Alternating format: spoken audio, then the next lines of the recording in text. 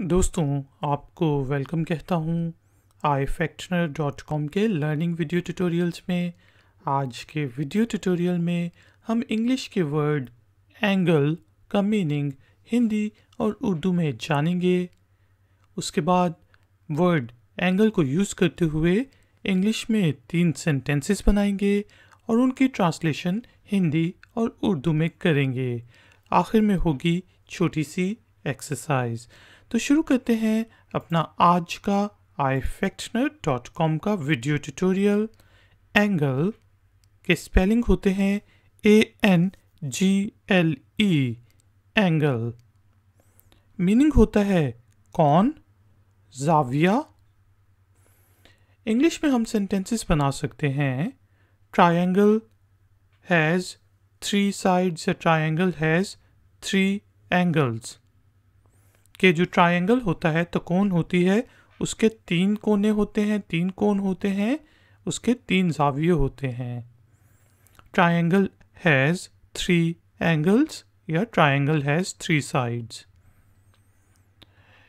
और इसको हम ऐसे भी बोल सकते हैं इट्स एन अदर एंगल, कि मैं किसी बारे में बात कर रहा हूँ और आप किसी और तरीके से, किसी और एंगल से आके उस चीज़ के बारे में बात करते हैं, अपना पॉइंट ऑफ व्यू किसी और तरीके से बताते हैं, तो हम कह सकते हैं इट्स एन अदर एंगल, कि ये एक और पॉइंट ऑफ व्यू है, ये देखने का एक और तरीका है।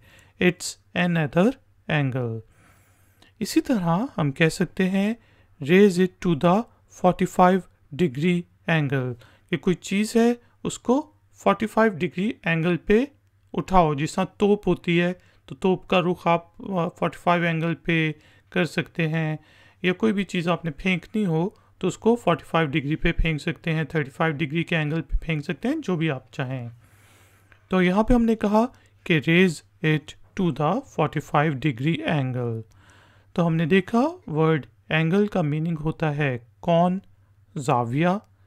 3 सेंटेंसेस बनाए, ट्रायंगल हैज़ 3 angles या फिर triangle has 3 sides, it's another angle और raise it to the 45 degree angle।